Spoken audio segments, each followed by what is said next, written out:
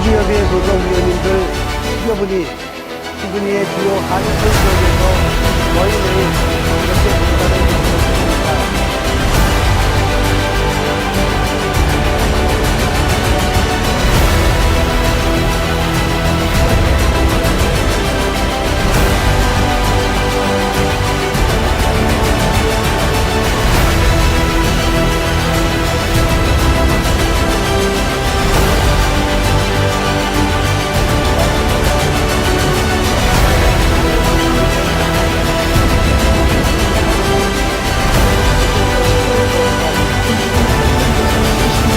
네, 3월 11일 세계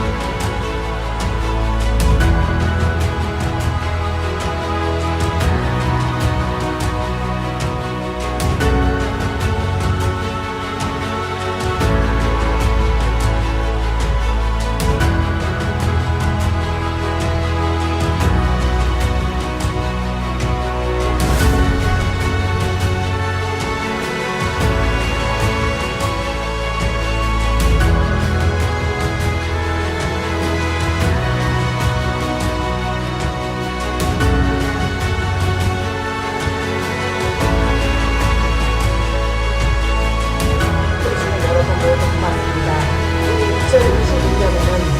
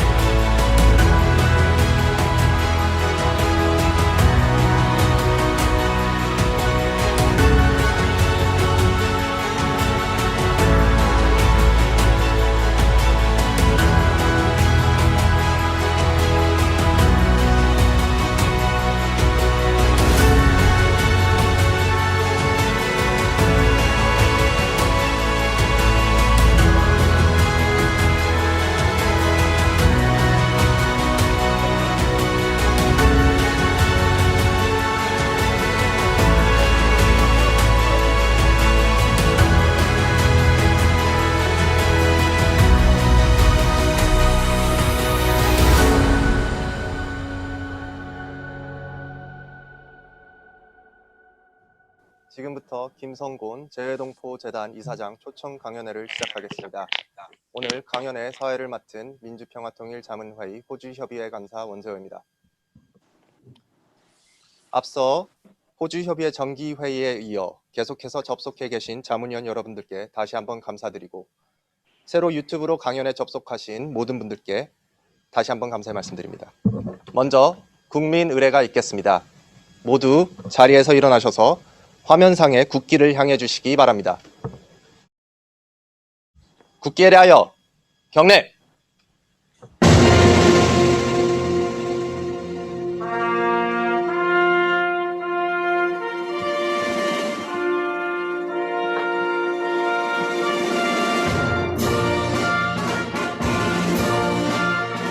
나는 자랑스러운 태극기 앞에 자유롭고 정의로운 대한민국의 무궁한 영광을 위하여 충성을 다할 것을 굳게 다짐합니다.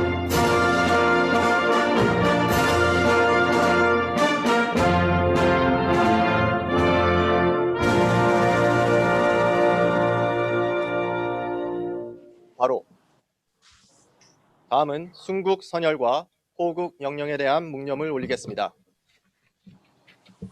일동 묵념.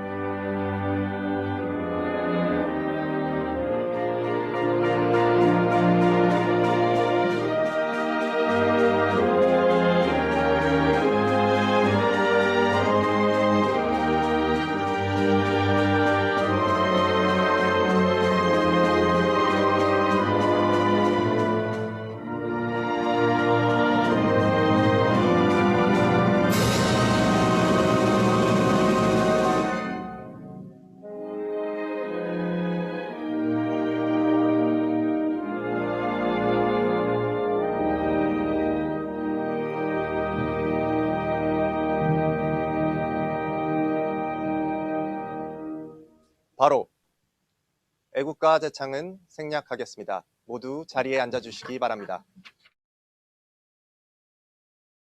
그럼 지금부터 민주평화통일자문회의 형주백 호주협의회장님을 모시고 개회사를 청해 듣겠습니다.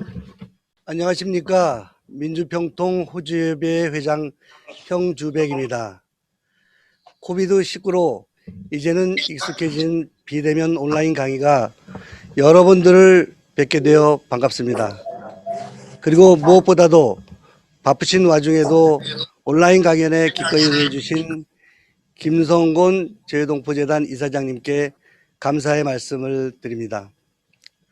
오늘은 2018년 4월 27일 판문점 평화의 집에서 남북정상회담 합의문을 발표한 판문점 선언 3주년이 되는 날입니다.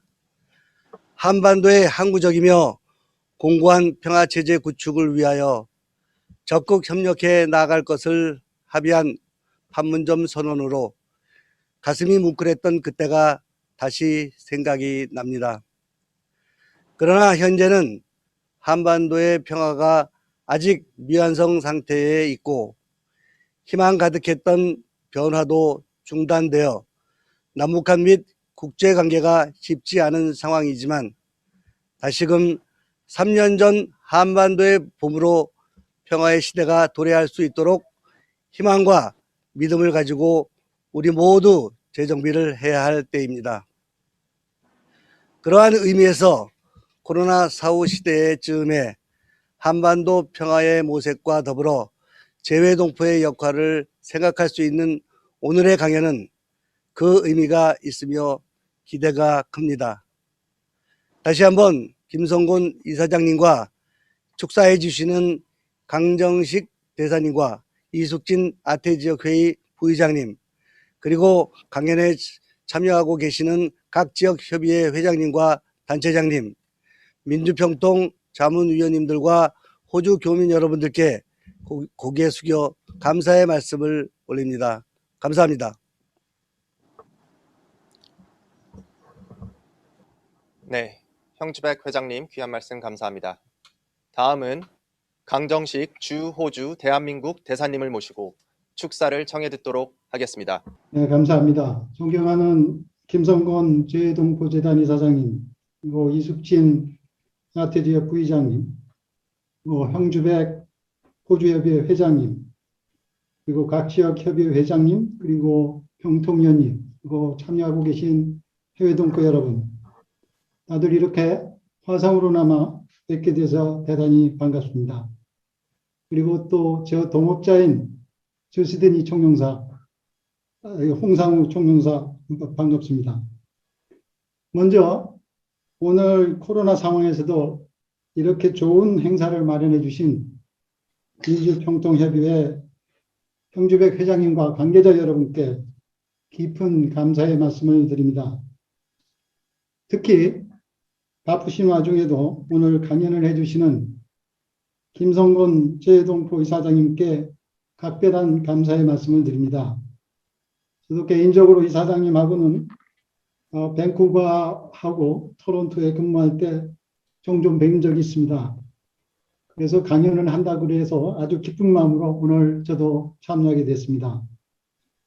여러분도 아시다시피 이사장님께서는 정계에 오랫동안 몸담으시면서 우리나라의 정치, 외교 발전을 위해 많은 기여를 하셨고, 특히 해외 동포에 대한 각별한 애정으로 동포 권익을 위한 많은 입법을 주도하셨습니다.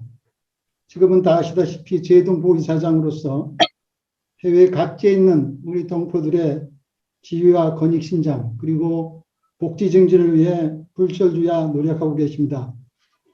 오늘 이런 훌륭한 이사장님을 모시고 높은 식견과 경륜을 바탕으로 우리에게 좋은 말씀을 해 주시리라고 믿습니다. 오늘은 남북 공동선언 3주년이 되는 날입니다. 매우 뜻깊은 날입니다. 하지만 요즘 남북 관계가 예전 같지 않습니다. 미 행정부의 교체에 따른 대북 정책의 변화, 또 미중 관계 갈등 약화, 코로나 상황, 그리고 북한이 미사일 도발 재개 등 남북 대화, 남북 화해에 대한 기대와 전망을 어둡게 하고 있습니다. 그러나 여러분, 한반도 평화와 통일 문제는 우리 민족의 생존과 장래가 달린 중차대한 문제로서 주어진 상황이 아무리 어렵더라도 결코 포기할 수 없는 우리의 시대적 사명이자 과업입니다. 이에 우리 정부도 어떻게 해서든지 북미 대화, 남북 대화의 돌파구를 찾기 위해 백방으로 외교적 노력을 경비하고 있습니다.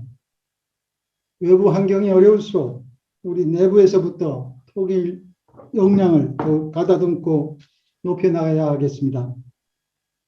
특히 호주는 한국전 참전국이며 민주주의와 시장경제를 가치를 공유하고 있는 우방국입니다.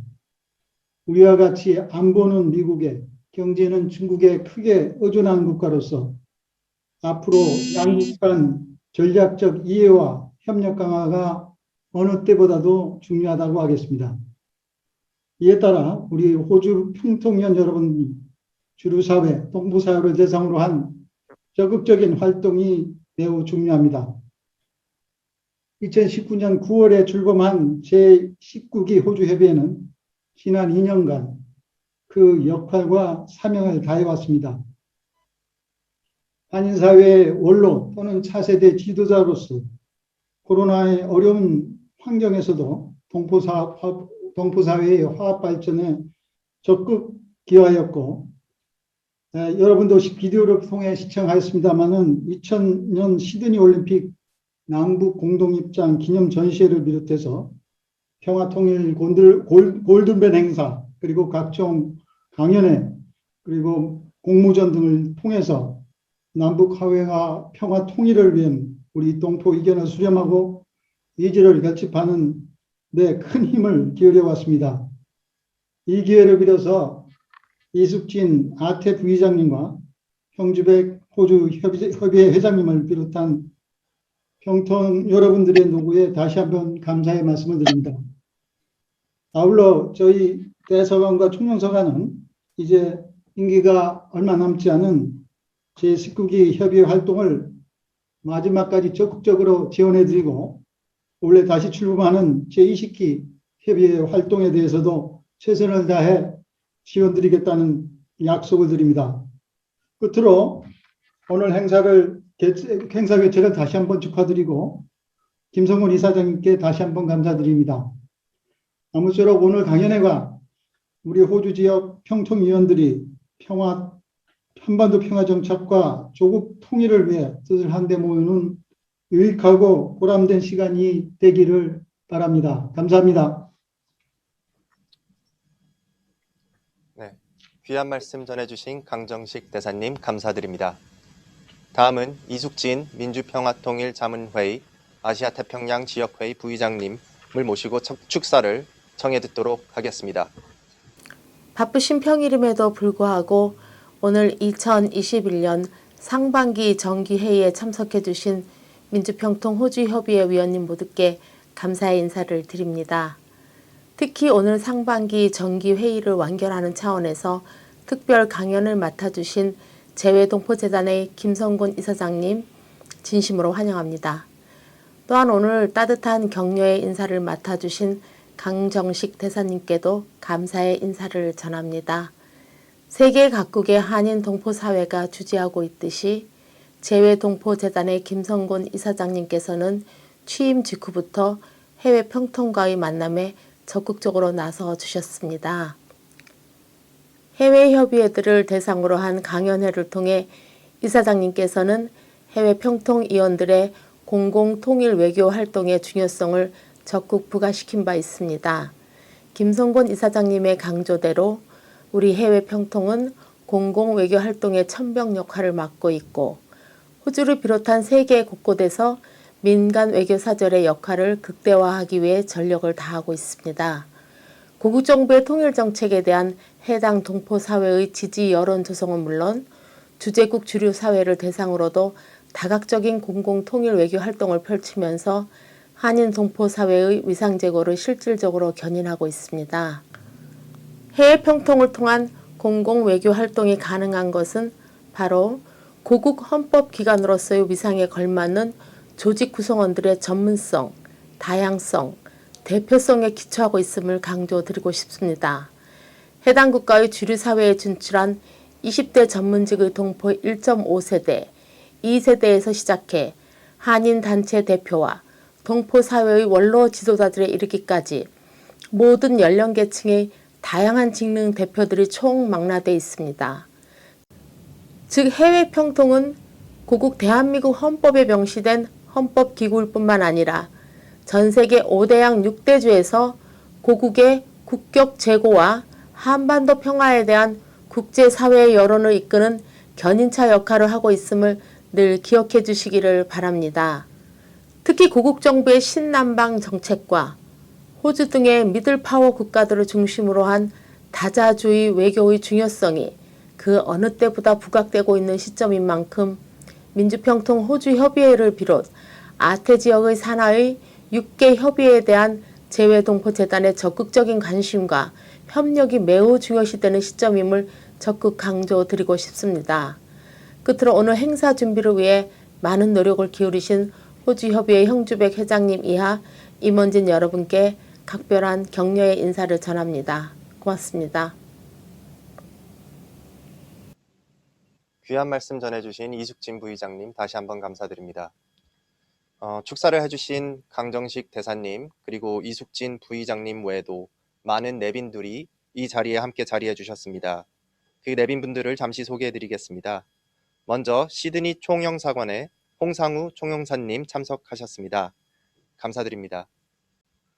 그 외에 아태지역회의 엄경호 서남아 협의회장님, 심재신 동남아 북부 협의회장님, 박남종 동남아 서부 협의회장님, 송광종 동남아 남부 협의회장님, 우영무 뉴질랜드 협의회장님, 정기봉 밴쿠버 협의회장님, 최보인 일본 근기 협의회장님, 설규종 칭따오 협의회장님, 그리고 호주에서는 백승국 대양주 총연합회 회장님, 윤관호 시드니 한인 회장님, 그 외에도 많은 호주의 주요 단체장님들이 참석해 주셨습니다.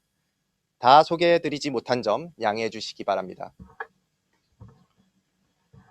지금부터 김성곤 재외동포재단 이사장님을 모시고 포스트 코로나 시대 한반도 평화와 재외동포의 역할이라는 주제를 가지고 강연을 청해 듣도록 하겠습니다.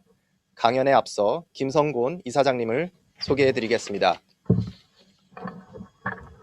김성곤 이사장님은 템플대에서 철학 박사 학위를 취득하셨고 제15대, 17대, 18대, 19대 국회의원을 역임하신 4선 의원 출신으로서 민주당 세계한인민주회의 재외동포위원장, 열린우리당 재외동포 정책 기획단장 등으로 활동하시면서 재외동포 정책 발전과 증진을 위해 적극적인 역할을 해오셨습니다.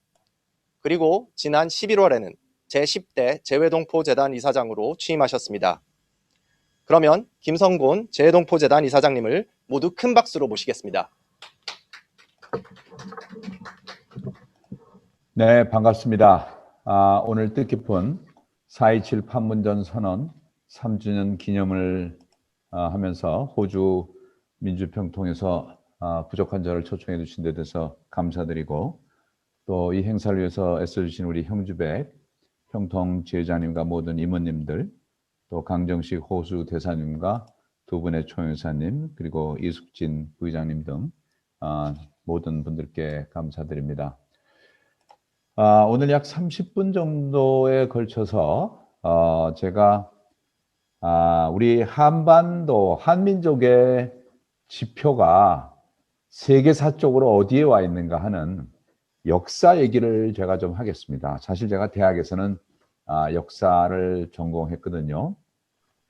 오늘 제목은 포스트 코로나 시대의 한반도 평화와 재외 동포의 역할 이렇게 잡았고, 아시다시피 오늘 이렇게 행사를 하게 된 것은 당시 우리 모든 8천만 전 한민족의 가슴을 뛰게 했던 4.27 판문점 선언을 기념하기 위해서 이렇게 했습니다. 그런데 오늘 제 강의의 이 키워드는 모두 세 개입니다.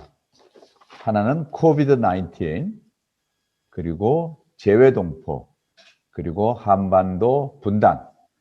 이 세 개가 각각의 사건으로 볼 수도 있습니다만은 전 세계사적으로 이것이 깊이 연관되어 있다. 그래서 제가 세상만사 서로 연결되어 있다 이렇게 제목을 뽑았는데, 저는 역사와 종교학을 한 사람으로서 이 세상의 모든 일들이 다 하나님의 섭리 속에서 서로 깊이 연관을 지으면서 진행되고 있다는 말씀을 드리겠습니다. 그리고 오늘의 캐치프레이어는 우리 한민족 공동체는 이제 한국인을 뛰어넘어서 글로벌 시티즌이 되자, 그 유엔이 주장하고 있는 그 지구를 생각하는 그런 세계 시민, 지구 시민이 되자는 게 오늘의 캐치프레이어입니다.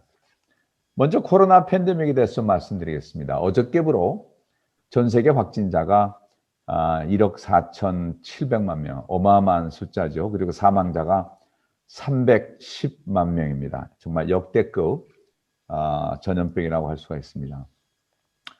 다들 아시다시피 이 코로나 팬데믹의 원인은 기후변화로 인한 지구온도의 상승에 있다고 이렇게 과학자들이 말하고 있습니다. 지구온도 상승으로 해서 생태계가 파괴되고, 그리고 코로나와 같은 악성 바이러스가 발생하는 것이죠. 기후변화는 또 여러분들 아시다시피 이산화탄소, 다시 말해서 CO2 때문에 생기는 겁니다.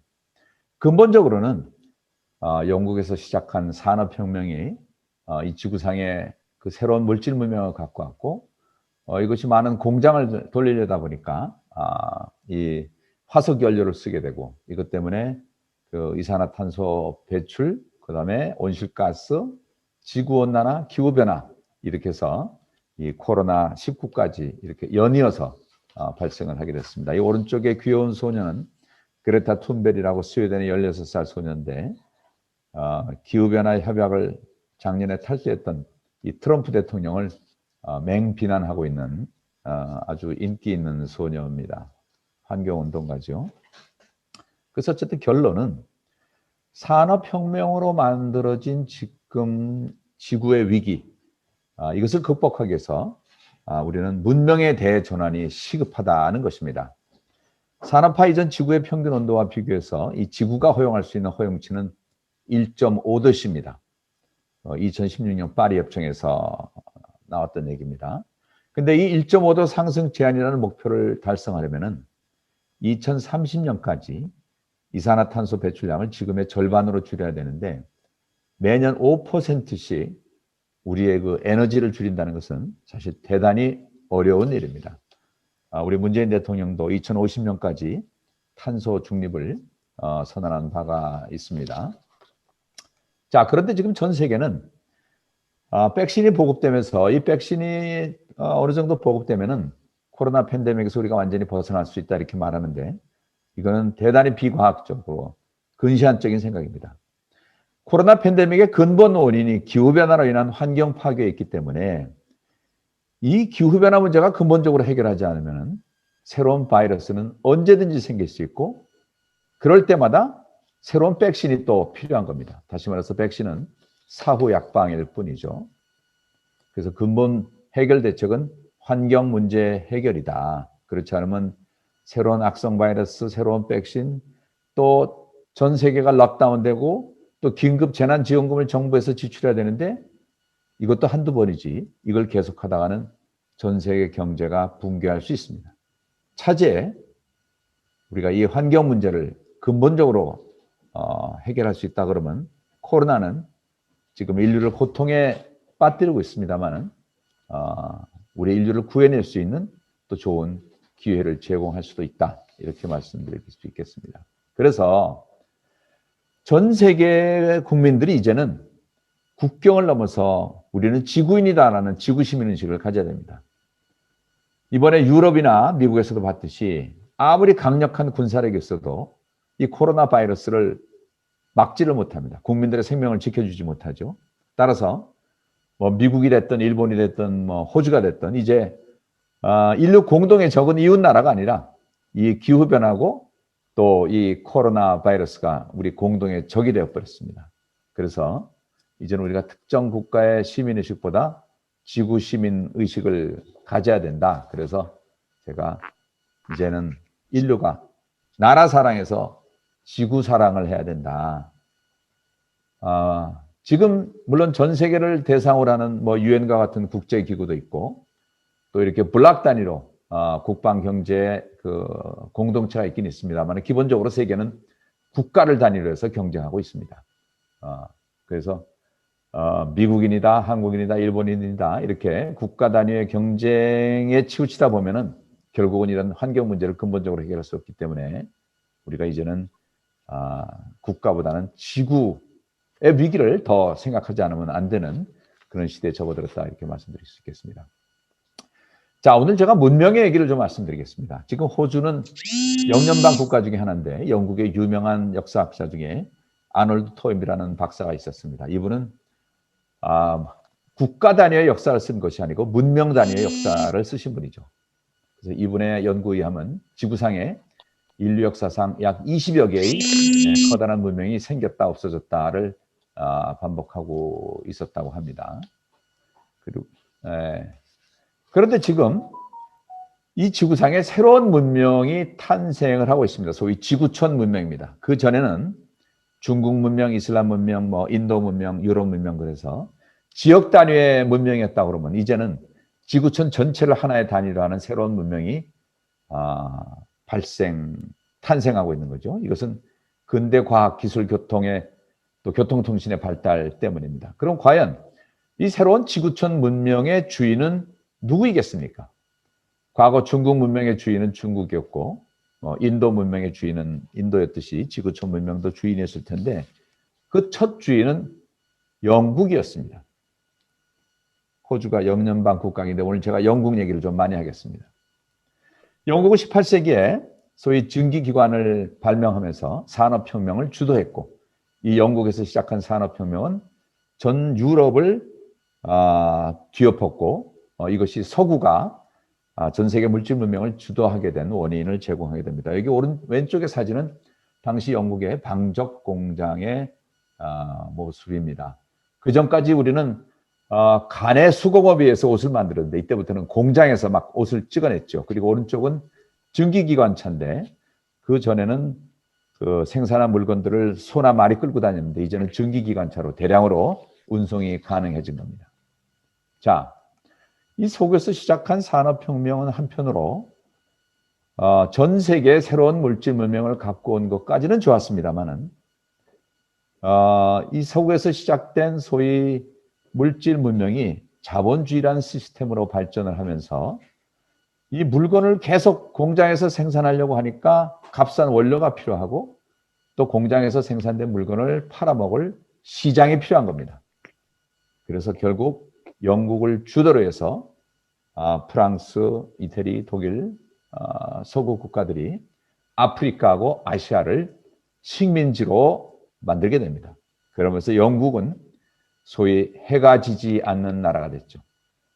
영국은 뭐 인도, 호주도 점령했습니다만은 나중에 중국까지 엿보는 그런 엄청난 당시 제영 대국을 만들었었습니다. 그런데 이 영국과 비슷한 역할을 한 것이 우리 옆나라인 일본이었습니다. 일본은 아시아에서 유일하게 먼저 산업화에 성공하면서 자본주의 국가가 됐고, 일본의 군국주의와 이렇게 힘을 합하면서 한국, 조선을 먼저 식민지화하고, 그 다음에 만주, 중국, 동남아시아까지 소위 대동아 공영권이라는 이름으로 동아시아를 그 일본의 영향력 속에 집어넣게 됩니다. 지금 해외 750만 재외동포들이 계신데, 사실 이 750만 동포들의 그 이주의 시작은 사실 일본의 아시아 침략에서 시작이 됐다, 이렇게 말씀드릴 수가 있겠어요. 근데 여기서 여러분들께서 좀 유의하실 점은, 우리가 일본의 식민지가 됐고 고생을 하는 바람에 우리가 일본을 굉장히 미워하고 있습니다만은, 사실 일본과 비슷한 역할을 한 것이 서양에서는 영국입니다. 영국은 일본보다 훨씬 많은 식민지를 만들었고, 그 식민화 과정에서도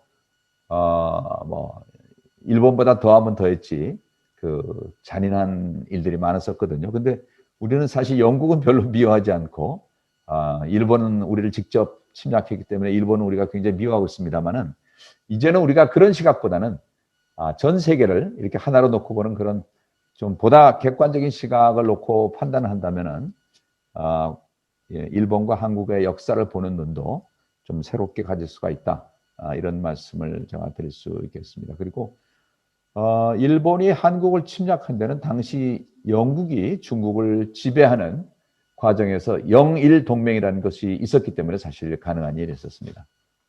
자, 그럼 우리 동포들 얘기를 좀 하겠습니다.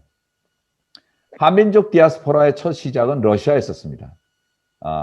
19세기 말에 그 함경북도에 있던 우리 한인들이 러시아로 넘어가면서 1900년대 초반에는 무려 20-30만 명의 조선인들이 이주해서 살고 있었습니다. 1937년 10월에는 소련의 스탈린에 의해서 연해주에 사는 우리 조선인들이 일본의 스파이 역할을 한다는 그런 누명을 씌워서 중앙아시아로 강제 이주시키는 그런 비참한 일도 있었습니다. 지금 카자흐스탄이나 우즈베키스탄에 살고 있는 고려인들은 다 이들의 후손입니다. 그 다음에 일본이 조선을 합병하면서 많은 우리 조선 사람들이 일본으로 건너가서 살기 시작을 했습니다. 어떤 사람은 취직을 위해서 혹은 유학을 위해서 가기도 하고, 또 일제에 의해서 강제 징집당해서 또 일본으로 끌려가기도 했습니다. 그래서 한때 일본에는 200만 명이 넘는 그 제1동포들이 살고 있었죠. 해방 이후에 3분의 2 정도가 귀국을 했고 3분의 1 정도가 일본에 남게 됩니다. 현재 일본에는 90만 명의 제1동포들이 살고 있습니다. 중국은 지금 미국과 함께 세계에서 가장 많은 우리 동포가 살고 있는데 약 250만 명 정도 살고 있습니다. 이 중에 200만 명이 일찍 중국으로 건너간 조선족들이고, 그 다음에 한국과 중국이 수교하면서 1992년 이후에 넘어간 우리 제중동포가 한 30-40만 정도 지금 활동을 하고 있습니다. 그 다음 1902년 인천 제물포항을 떠나서 하와이로 노동 이주를 시작한 것이 미주 이민의 첫 시작이었습니다. 그래서 지금 미국에서는 하와이에 도착한 1903년 1월 13일을 미주 한인의 날이라고 해서 매년 1월 13일에는 미주 한인의 날 행사를 하고 있고, 금년은 미주 이민 118년째를 맞고 있습니다. 작년에 우리 미주 동포 4명이 무려 미국 하원 의원에 당선이 됐습니다. 여기 사진은 은주 씨, 순자 씨, 영옥 씨, 이 3사람의 여성 국회의원이고, 그리고 앤디 킴이라고 남성 국회의원이 한 분 계시죠. 자, 여러분이 계시는 지금 호주는 약 17만 명의 우리 동포들이 살고 계십니다. 주로 시드니하고 멜번에 많이 계신데, 사실 호주는 원래 에버리지라는 원주민이 있었고 18세기 말부터 그 서구인들이 들어오기 시작을 했고, 오랫동안 호주는 그 백호주의, 그 백인 우선주의를 그 주장을 해왔습니다. 그러다가 베트남 난민이 들어온 1979년 이후에 그 아시아 이민들도 받기 시작을 하게 됐습니다. 현재 미국, 중국, 일본, 캐나다 등에 이어서 호주는 지금 8번째 우리 한인들이 많이 사는 사회입니다. 결국 이 750만 코리아 디아스포라는 아까도 말씀드렸지만 영국에서 시작한 산업혁명이 자본주의를 일으켰고, 이것이 일본으로 건너가면서 일본이 조선을 식민지로 만들었고, 그러면서 그 충격으로 러시아, 중국, 일본, 미국으로 흩어진 것이 코리안 디아스포라의 과정이었다. 이렇게 말씀을 드리겠습니다. 자, 그런데 이 해외로 나간 코리안 디아스포라 더 큰 우리 한민족의 분단은 저는 남북 분단이라고 생각합니다. 물론 해외로 나간 디아스포라는 아니었지만 민족이 분리됐다는 차원에서 디아스포라는 이렇게 흩어졌다는 뜻이거든요. 지금 우리 대한민국과 가장 편지도 안 되고 왕래가 안 되는 곳이 가장 가까운 북한 땅입니다. 그런 면에서 해외 디아스포라에 못지않게 더 큰 디아스포라가 우리 한민족 한반도 내에서 일어났다. 그런데 그 원인은 똑같이 이제 설명을 드리겠습니다만은, 아까 영국에서 시작한 산업혁명이 근대 자본주의를 일으키고, 이 자본주의에 대한 대항으로 공산주의가 탄생하면서 우리 한반도를 분단하게 된 국제정치적 배경이 됐다는 것입니다. 자, 그러면 이 한반도 분단에 대해서 좀 말씀을 드리겠습니다. 자, 이 왼쪽 사진은 당시 영국에서 시작한 산업혁명이 자본주의를 만들면서 자본가들이 보다 많은 이윤을 남기기 위해서 노동자들을 쥐어짜게 됩니다. 왼쪽의 만화는 당시 유럽의 만화인데, 이 걸레처럼 쥐어짜고 있는 게 이제 노동자들이죠. 노동자들이 이 걸레를 짜면 물이 빠져나오듯이 임금이 막 떨어지는데, 이건 뭐냐면 자본가들이 보다 많은 이윤을 내기 위해서 노동자들을 착취하는 겁니다. 그러다 보니까 심지어 가운데 사진에서 보듯이 어린이 노동자들마저 취업을 시키는 것입니다. 그러면서 공장에서 온갖 비인간적인 행위가 저질러지면서 당시 독일에 있었던 칼 막스가 자본주의는 노동을 비인간화한다, 이렇게 갖고는 그 자본주의가 결코 성공할 수 없다 하면서 이 자본주의의 문제점을 비판을 하기 시작을 합니다. 왼쪽의 만화는 마치 모세가 십계명을 들고 있듯이 이 마르크스라는 예언자가 자본주의는 결국 스스로의 모순에 의해서 망하게 될 것이다, 이런 예언을 합니다. 왜냐하면 자본가들이 보다 많은 이윤을 내기 위해서 노동자들의 임금을 착취하면은 공장에서 생산한 물건을 사주는 것은 결국 노동자들인데, 노동자들이 임금 착취해서 가난해지면은 결국 물건을 살 소비자가 줄어들기 때문에 결국 공장은 문을 닫게 되고 자본주의는 망하게 된다는 거죠. 그래서 칼 막스는 어차피 자본주의는 망하게 돼 있으니까 하루빨리 자본주의를 혁명으로 무너뜨리고 노동자들의 천국인 공산주의를 만들자, 이런 주장을 하게 됩니다. 그러나 이 칼 막스의 이론이 서구에서는 성공을 하지 못하지만 소련에서는 소위 레닌이라는 사람에 의해서 성공하게 되고, 소련이 먼저 공산 국가가 됩니다. 이것이 1917년의 일이었습니다. 소련에서 시작한 공산주의는 중국을 거쳐서 당시 반일 독립운동을 했던 우리 한민족에게도 이제 영향을 미치게 됩니다. 그러면서 당시 항일 독립투쟁을 했던 그 우리 민족 지도자들이 두 쪽으로 갈라지게 됩니다. 그래서 하나는 소위 상해 임시정부를 중심으로 한 김구, 이승만, 안창호 등 솔직히 우파 계열의 이제 민족주의 운동이 있고요. 여기 오른쪽 사진은 당시 김구 선생이 그 중국 국민당의 장개석과 회의를 하는 사진입니다. 장개석은 그 당시 미국의 지원을 받죠. 그리고 우리 임시정부는 이 장개석의 지원을 받게 됩니다.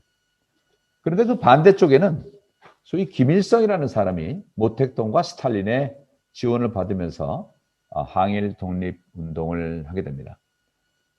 그래서 김일성이는 중국 공산당 그 소속으로 있으면서 스탈린과 교류를 하게 되고 이것이 결국 해방 이후에 북한 공산당을 만들게 된 계기가 되고 있습니다. 자, 그리고 1945년 8월 15일 날 해방이 됩니다. 그러나 이 해방은 진정한 해방은 아니었습니다. 이것이 우리 민족 스스로의 힘에 의해서 해방된 것이 아니고 소위 연합국의 힘으로 해방이 되다 보니까 해방되자마자 슬프게도 북쪽은 연합국의 일원인 소련이 점령을 하고 남쪽은 미군이 점령을 하게 돼서 한반도는 소위 미군과 소련군에 의해서 분할 점령이 됩니다. 이때부터 우리 한반도를 중심으로 해서 동북아에는 냉전이 시작이 됐죠. 그래서 북한과 중국 그리고 소련, 이것을 북방 삼각이라고 하고 남한과 일본, 미국을 중심으로 해서 소위 해양 세력, 남방 삼각이라고 합니다. 이 당시 시작된 냉전이 사실은 지금까지 계속되고 있습니다.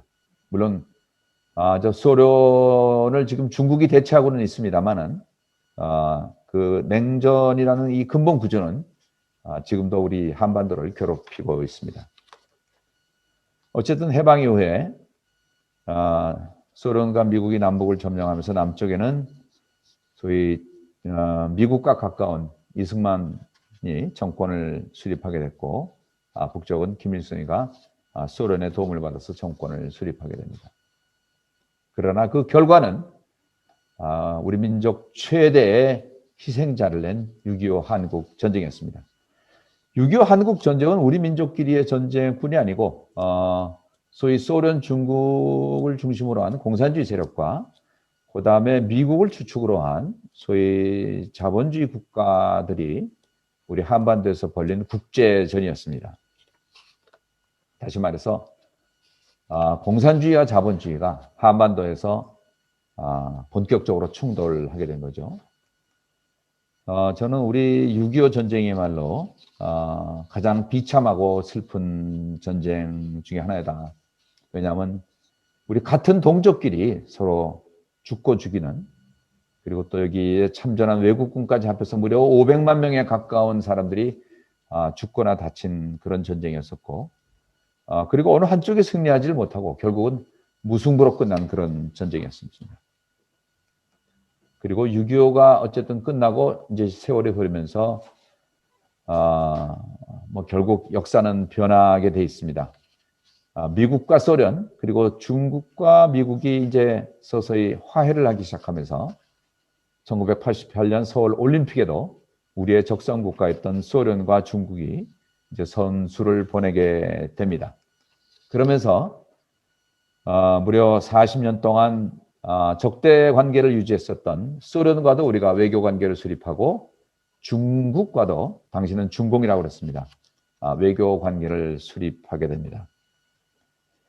근데 이것이 우리 남한 정부로서는 국제적인 우리의 영향력을 넓히는 계기가 됐습니다만은 이것이 북한을 굉장히 불안하게 만듭니다. 우리가 소련과 중국과 수교를 했다 그러면 북한도 일본과 미국과 수교를 해야지만 한반도를 둘러싼 국제 세력 간의 균형이 이루어지는데, 우리는 소련, 중국과 수교에 성공하는 반면 북한은 일본, 미국과 수교하는데 실패합니다. 그러면서 더구나 그 소련을 중심으로 한 동구 공산권이 붕괴하면서 북한이 본격적으로 안보의 불안을 느끼게 됩니다. 그러면서 나온 것이 소위 핵개발입니다. 북한은 이때부터 우리를 지켜줄 수 있는 것은 결국 핵무기뿐이다. 이제 소련도 무너졌고 뭐 중국도 믿을 수 없기 때문에 우리가 핵 개발을 해야 된다 해서 지금까지 핵 개발을 계속해 왔습니다. 그러나 한편 그 남북 관계는 북한의 핵 개발에도 불구하고 남북 그 관계 개선을 위해서 소위 진보 정권이 들어오면서 남북 정상회담을 계속하게 됩니다. 그래서 2000년 6월 달에 최초의 남북 정상회담이 있었고 2007년에는 또 두 번째로 노무현 대통령과 김정일 위원장 사이의 정상회담이 있었고 그리고 세 번째로 2018년에 판문점 선언이 있었습니다. 무려 이 같은 해 세 번이나 김정은 위원장과 문재인 대통령 사이에 정상회담이 열렸죠. 그리고 이어서 2017년에 뭐 서로 핵폭탄을 날리겠다고 극한 대립을 하던 북한과 미국이 역사상 처음으로 싱가포르에서 악수를 하면서 우리 한반도의 새로운 역사가 쓰여지는구나 하고 많은 사람들한테 기대를 줬던 것이 사실입니다. 그러나 아쉽게도 2019년 2월 27일, 28일 하노이 북미회담이 결렬되면서 지금까지 남북 관계는 전혀 풀리지를 않고 있습니다. 왜 우리 남북 정상회담이 계속되고 문재인 대통령이 이렇게 노력하는데도 불구하고 한반도 문제가 풀리지를 않을까요? 이것은 한반도는 우리 한민족의 영토라고 우리가 생각을 하고 있습니다만 우리 한민족만의 힘으로는 이 한반도 문제를 풀 수 없는 것이 또 우리의 현실이기도 합니다. 왜냐하면 한반도에는 주변 강대국들의 이해가 함께 얽혀 있는 곳입니다. 다시 말해서 우리 한반도는 미소양 세력에서 분단되었고 지금도 공산주의 세력과 자본주의 세력이 한반도 안과 북에서 대립하고 있기 때문에 남북만의 힘으로는 되지 않고 주변국의 동의가 함께 있어야지만 한반도 평화가 가능한 것이 현재 우리 한민족의 주소라고 할 수가 있습니다. 자, 이 세계사적으로 다시 한번 이 문제를 좀 조명을 해보겠습니다. 아까 얘기했던 물질 문명의 얘기로 잠시 더 돌아가겠습니다. 영국에서 시작한 산업혁명 그리고 이 물질 문명이 전 세계로 뻗어나가면서 지구촌을 하나로 만들었다고 제가 말씀드렸고 그래서 아시아 아프리카가 서구의 식민지가 되고 조선은 일본의 식민지가 됐다고 말씀드렸습니다. 이것이 소위 지구촌 물질 문명이 우리 한반도에 끼친 첫 번째 파도였습니다. 두 번째 파도가 영국의 산업혁명이 자본주의로 이어지면서 이에 대항하는 공산주의가 만들어졌고 결국 자본주의와 공산주의 양 진영이 한국 전쟁에 참여하면서 한반도가 해방 이후에 분단되고 이것이 지금까지 계속되는 거죠. 이것이 소위 서구 물질 문명의 두 번째 파도였습니다. 그리고 지금 오늘 말씀드린 이 세 번째 파도는 우리 한반도뿐만 아니라 전 세계가 겪고 있는 폐해인데 다시 말해서 산업화로 의한 이 물질 문명이 환경을 파괴하고 기후변화를 일으키면서 이 코로나와 같은 팬데믹 현상을 일으켰다는 것입니다. 결국은 우리 한반도의 식민지화로 인한 그 코리아 디아스포라 그리고 자본주의와 공산주의로 인한 한반도 분단 그리고 소위 기후변화로 인한 이 코로나 팬데믹 이 세 가지가 별도의 현상인 것처럼 보이지만 이 모두가 그 시작은 서구에서 시작한 산업혁명과 물질 문명의 결과물이었다. 이런 면에서 이 세 가지가 사실은 서로 연관되어 있는 사건들이다 이렇게 얘기할 수가 있습니다. 그러나 우리가 어쨌든 이 위기에서 벗어나야 되는데 그러기 위해서 이 지구촌은 아까도 말씀드렸지만 새로운 문명을 필요로 하고 있습니다. 첫째, 이 문명은 환경을 보호하고 생태계와 공존하는 생명지향적인 문명이 앞으로 탄생돼야 되고 두 번째는 공산주의와 자본주의를 가른 것도 결국 지구촌의 가난 때문인데 이 가난과 질병에서 인류를 해방시킬 상생적 문명이 나와야 되고 그리고 세 번째는 인류를 정치적으로 대립시키고 있는 이런 어떤 이념의 전쟁 여기서부터 우리를 해방시킬 수 있는 어떤 평화의 문명이 나와야 된다. 그런데 과연 이런 새로운 평화의 문명이 어디서 나오겠느냐? 아까 말씀드렸던 아놀드 토인비 박사는 이런 얘기를 했습니다. 새로운 문명이라는 것은 문명과 문명이 교차 충돌하는 지점에서 태어난다. 그런 면에서 토인비 박사는 동북아시아가 이 새로운 지구촌 문명을 리드할 수 있는 그런 신문명이 나오는 가장 강력한 후보지가 아니냐, 이런 그 언급을 하신 적이 있다고 합니다. 여러분도 아시다시피 19세기부터 20세기까지 동아시아에서는 아편전쟁, 청일전쟁, 러일전쟁, 중일전쟁, 태평양전쟁, 한국전쟁까지 엄청난 충돌이 있었고 그 가운데 가장 큰 피해를 입은 것이 바로 우리 한반도이자 한민족입니다. 그래서 우리 한민족은 이 동아시아 문명 충돌의 최대 피해자였지만 우리가 피해자로 끝나서는 안 되고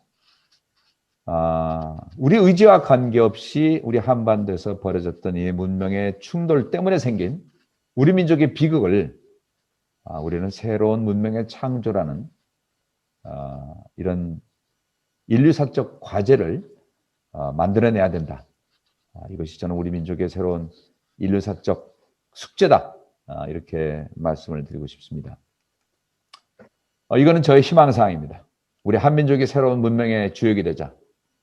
첫 번째, 우리가 자본주의, 공산주의 충돌 과정에서 많은 피해를 입었지만 여기에 그치지 말고 우리가 자본주의와 공산주의 이런 여러 가지 문제점을 극복하면서 새로운 인간 중심의 새로운 문명을 한번 만들어보자. 두 번째, 모든 인류를 한 형제 한 간족으로 여기는 소위 세계 시민주의, 이걸 우리 한민족이 주도해야 된다. 그리고 세 번째는 인간과 자연이 조화되는 생태적 삶, 이걸 또 우리가 주도해야지만 우리 한민족이 지구를 구할 수 있는 새로운 문명의 주역이 될 수 있다. 아까 제가 영국 얘기를 좀 했었는데 이 산업혁명의 시작은 영국이었고 이 산업혁명 때문에 여러 가지 장점도 있었지만 이 산업혁명으로 인한 여러 가지 부작용도 있었다는 말씀을 드렸습니다. 그래서 저는 영국이 산업혁명으로 지구를 하나로 만들었다면 우리 한민족은 새로운 의식혁명으로 새로운 문명으로 세계를 하나로 만들어야 된다. 못할 게 없다. 여러분, 영국이 굉장히 큰 나라 같지만 우리하고 비슷해요. 사이즈도 비슷하고 인구도 비슷합니다. 영국이 면적 2,400만 헥타르고 한반도는 남북이 합하면 2,200만 헥타르. 그리고 인구는 남북이 합하면 영국보다 더 많습니다. 사실 우리가 영국에 뒤질 것이 없는데 아직 분단되어 있기 때문에 지금 뒤지고 있죠. 세계에는 주인이 따로 없습니다. 영국이 한때 세계의 주인이었듯이 우리도 세계의 주인이 되지 말라는 법이 없습니다. 앞으로 세계를 구하는 민족이 세계의 주인이 될 것인데 저는 우리가 홍익인간 정신으로 무장하면은 그래서 널리 인간 세계를 구하면 우리가 이제는 지구촌 문명의 새로운 주인이 될 수 있다. 이런 말씀을 드리고 싶습니다. 저는 그 정신이 단군 할아버지가 우리 한민족 최초의 국가를 만들었을 때 내세웠던 이 홍익인간의 정신, 이것이 지금 유엔이 주장하고 있는 세계 시민의식과 사실은 같은 내용입니다. 우리 민족만 잘 먹고 잘 살려는 것이 아니라 온 인류 세계를 이롭게 하라는 것이 홍익인간의 철학이었습니다. 자, 오늘 공공외교에 대해서 여러분들이 말씀을 많이 하셨는데 저는 앞으로 공공외교는 특정 국가의 이익을 편드는 것이 공공외교가 아니고 진정한 공공외교는 인류의 보편적 가치에 기반해서 세계 평화를 위해서 일하는 것이 공공외교다. 그래서 해외에 계신 우리 한민족도 우리 한국을 대변하는 일만 할 것이 아니고 전 세계의 평화를 위해서 보편적 형제에 기반해서 공공외교를 해야지만 전 세계 민족들로부터 우리가 존경을 받을 수 있지 한국인 얘기만 해서는 우리의 공공외교가 결코 성공하기가 어렵습니다. 그래서 저는 세 가지를 여러분들한테 주장하고 싶습니다. 첫 번째, 먼저 완 코리아 운동을 전개해야 된다.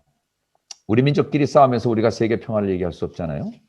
그래서 진보와 보수, 동과 서, 남과 북이 우리 갈등을 극복하는 완 코리아 운동을 전개해야 되고, 두 번째, 온 인류를 한 형제로 보고 한국과 중국, 일본, 또 뭐 중국과 미국, 북미가 지금 갈등하고 있는데 우리가 나라는 작지만 어쨌든 우리의 큰 비전을 갖고 전 세계를 하나로 보는 그런 완 월드 운동을 전개해야 된다. 그리고 이 지구촌은 우리 인간만 사는 것이 아니고 모든 생명계가 같이 살고 있기 때문에 모든 생태계가 공존하는 그런 완 플래닛 운동을 전개해야 된다. 이것이 저는 소위 지구 시민의 내용이다. 그래서 우리 한민족이 제가 모두에도 말씀드렸지만 지구 시민 운동에 앞장서야 된다.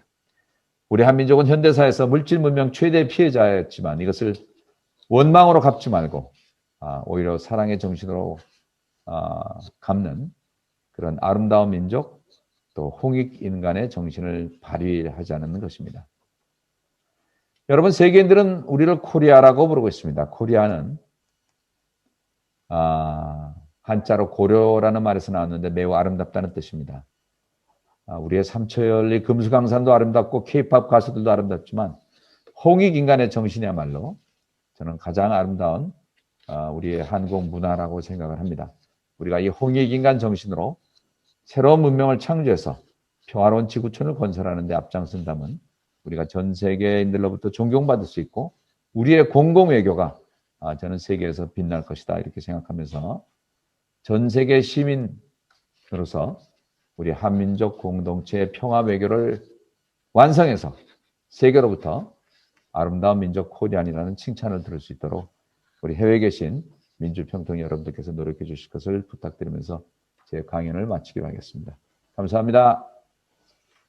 네, 뜻깊은 강연을 해주신 김성곤 이사장님께 다시 한번 깊이 감사드립니다. 그럼 지금부터는 이사장님께 질문 시간을 가지도록 하겠습니다. 시간 관계상 저희가 취합한 세 분의 질문을 제가 이사장님께 질문 드리도록 하겠습니다. 첫 질문은 호주협의회 여성분과 이미진 위원장님께서 보내주셨습니다. 오늘 이사장님께서 재외 동포들의 공공외교 활동의 중요성을 적극 강조하셨습니다. 사실 해외 평통의 경우 오래전부터 공공통일 외교 역량 증진을 최우선 과제로 내걸어왔습니다. 재외동포재단 차원에서 해외 민주평통보다 훨씬 밀접한 관계를 유지하고 있는 각 지역, 한인회 등 동포사회의 자생적 단체들에 대해서는 공공외교 정책을 어떻게 펼치시고 계십니까? 감사합니다. 두 번째, 세 번째도 다 질문하시죠. 제가 한꺼번에 답변 드릴게요. 예, 알겠습니다. 네. 다음 질문은 캐나다 밴쿠버 협의회 평화 공공외교위원장 정병연 위원장님께서 보내주셨습니다. 4.27 남북 정상회담 판문점 선언 3주년을 맞아 코로나19 이후 한반도 평화 프로세스 재가동을 위해 그리고 UN 대북 제재 면제 조치를 이끌어내기 위한 어떤 계획과 활동이 있는지의 여부와 코로나 사태의 계기로 남북 보건의료협력 및 민간과 지자체 차원의 남북 보건의료협력 사업 그리고 인도적 대북 지원 등 북한과 신뢰를 쌓고 정부는 또한 남북 보건의료협력을 위한 인도적 품목에 대한 제재 예외 적용을 이끌어내야 할 어떤 노력과 계획을 만들어야 할지 그리고 아울러 세계 지도자들의 한반도 평화에 대한 이해와 실질적이고 구체적인 지지 확대 방안을 제시해 주시면 감사하겠습니다. 그리고 마지막 질문입니다. 네. 마지막 질문은 강동호 파푸아뉴기니 피지 마이크로네시아 분회장님께서 해주셨습니다. 오늘은 2018년 4월 27일 판문점 평화의 집에서 남북 정상회담 합의문을 발표한 판문점 선언 3주년이 되는 날입니다. 한반도의 항구적이며 공고한 평화 체제 구축을 위하여 적극 협력해 나갈 것을 합의한 판문점 선언이 아직 실현되지 않고 있습니다. 판문점 선언의 중심인 한반도 평화 프로세스 가동을 위해서 호주가 중요한 나라로 지목되고 있습니다. 그러나 민주평통 해외 자문위원들의 평화 공공외교 역량 제고 뒷받침을 위한 정부의 정책적, 제도적 준비가 다소 미흡하다는 생각을 가질 때가 많습니다. 해외 위원들이 거주하는 나라 형편에 맞는 공공외교의 가이드라인을 제시해 주셨으면 감사하겠습니다. 이상입니다.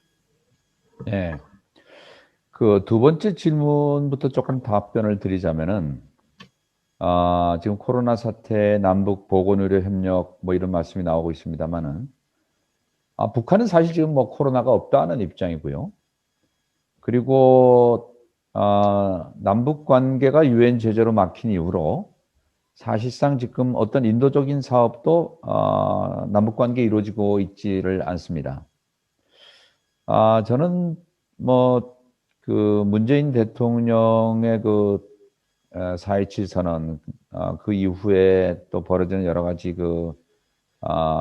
일련의 사건들을 보면서 이제 북한은 북한 문제를 근본적으로 풀어주는 역할이 아니면은 어떤 남한의 도움도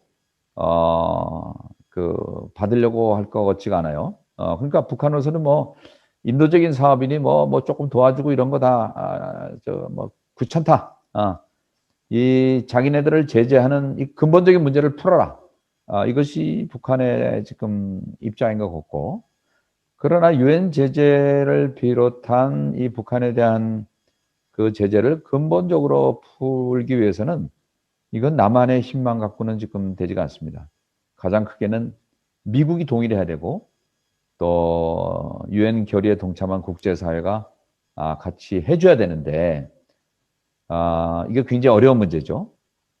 그래서 어떻게 보면은 이 남북 문제를 풀기 위해서는 우리가 북한 지도자하고도 관계를 잘 가져야 되지만, 이것보다 더 중요한 것은 미국과의 외교, 또 국제사회와의 외교에 우리가 더 큰 비중을 두고 이것을 풀어줘야 된다고 저는 생각해요. 그런 면에서 저는 뭐 죄송합니다만은 그 남북 문제에 있어서 통일부보다 외교부의 역할이 훨씬 중요한 것이 아닌가. 그래서 우리가 이 외교를 풀어주지 않으면은 남북 간의 협력 사업 자체도 굉장히 어렵다라는 말씀을 드리겠습니다. 그런데 이 외교는 물론 정부에서 하는 것이고, 뭐 외교부에서 하는 거죠. 저희 동포재단도 외교부 소속입니다만은, 그런데 요즘은 이 공공외교라는 것이 있습니다. 이미진 우리 위원장도 질의하셨고, 또 강동호 위원장님도 지금 질의하셨는데, 공공외교는 정부만이 아니고 민간들도 함께 할 수 있는 것이 이제 공공외교인데, 이 재외동포들은 한국 정부가 할 수 없는, 또 한국 국내인들이 할 수 없는 중요한 힘이 하나 있어요. 뭐냐면은 아마 호주에 계신 분들도 대부분 호주 시민권을 갖고 있을 겁니다. 저는 지금 해외에 있는 동포들한테 여러분들이 국내 참정권 행사 안 해도 좋으니까 그 나라 시민권을 따서 그 나라 정치에 좀 적극 참여해라. 그래서 미국의 우리 동포들처럼 그 나라의 국회의원도 되고 그 나라 정당 활동에도 참여해서 정치적으로 여러분들의 힘을 키워야지 그 힘이 우리 대한민국에도 도움이 되지, 투표권을 갖고 있지 않으면은 우리 재외동포들이 공공외교에서 힘을 쓸 방법이 별로 없어요. 미국도 그렇고 호주도 그렇고 정치인들이 가장 두려워하는 것은 사실 투표권이거든요. 뭐 한국도 마찬가지입니다만은. 그래서 특히 이제 그 우리가 2세, 3세로 내려가는데 2세, 3세들을 좀 잘 키워갖고 어학도 물론 뭐 1세보다 더 잘할 것이고, 그래서 변호사도 되고 국회의원도 되고, 그래서 각 나라의 정치에 우리 동포들이 깊숙이 참여를 해야 된다라는 말씀을 드리고, 그 다음에 두 번째는 아까도 제가 말씀드렸지만 이제 공공외교는 어느 특정 국가의 이익을 중심으로 하는 공공외교는 국제사회에서 힘을 받기가 어렵다. 지금 그 남북 문제는 소위 공산 진영하고 자본주의 진영이 상당히 입장을 달리합니다. 중국하고 미국하고 입장이 다르죠. 그러나 예를 들어서 환경 문제는 뭐 전 세계를 통해서 거의 그 의견이 일치하고 있어요. 다시 말해서 이제는 정치적인 이슈도 어떤 특정 진영의 편을 드는 그런 이슈만 갖고는 문제 해결하기가 어렵습니다. 그래서 소위 인류가 추구하는 공동의 가치, 보편적 형제의 또 보편적 가치에 기반을 두고서 얘기를 해야지만 양쪽 진영이 다 동의를 할 수 있고 그래야지만 우리가 국제사회에서 보다 많은 나라의 지지를 받을 수 있는 겁니다. 근데 지금 한국은 하여튼 굉장히 샌드위치가 돼 있어요. 중국하고 미국 사이에. 호주도 똑같습니다. 호주도 안보는 미국 쪽에 더 힘이 실려 있고 경제적으로는 중국과 더 많은 교류를 하고 있습니다. 그러니까 이 안보와 경제 교류 어느 한쪽 소홀히 할 수 없기 때문에 이 중간에서 외교적으로 굉장히 어려운 입장인데 그런데 어쨌든 여기서 이거를 우리가 샌드위치 됐다고 이렇게 부정적으로 볼 것이 아니고 오히려 우리가 양쪽의 중재 역할을 할 수 있는 그런 잠재력을 잘 이용을 해야 된다. 뭐 호주도 마찬가지입니다만 그래서 미국이나 중국이나 이제는 전쟁을 할 수도 없고 전쟁을 원하지도 않거든요. 결국은 둘 다 평화를 바라고 있습니다.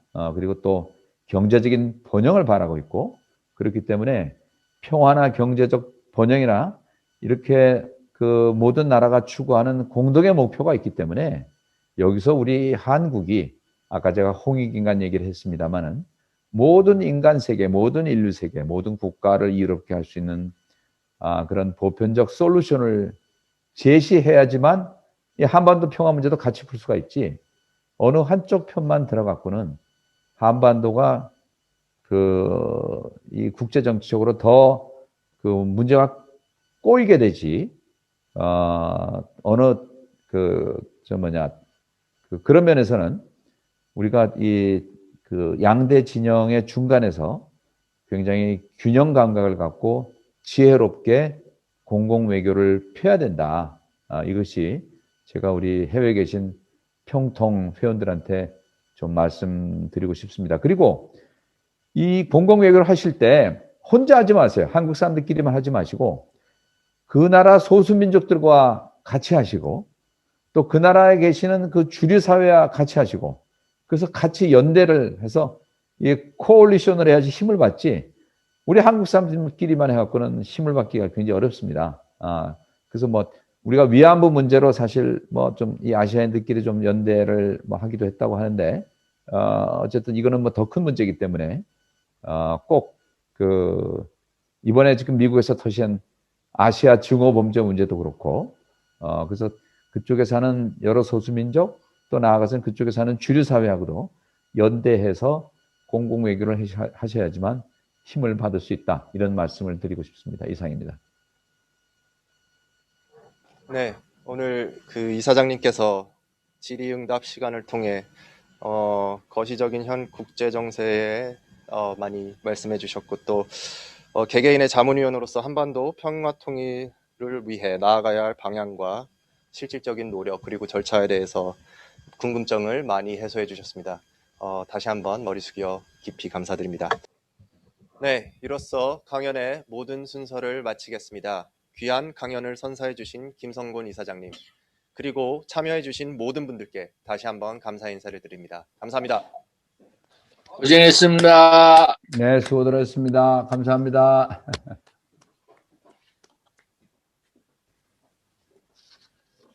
자, 형집의 회장님 감사합니다. 우리 강대사님 또 이숙진 부장님 다 감사합니다. 감사합니다. 감사합니다. 수고하셨습니다. 우리 이사장님 오늘 강연 너무 좋았습니다. 정말 감사드리고요. 다음에 네네. 또 한번 제가 개인적으로 인사드리겠습니다. 고맙습니다. 네, 건강하십시오. 형 회장님, 이상장님 수고하셨습니다.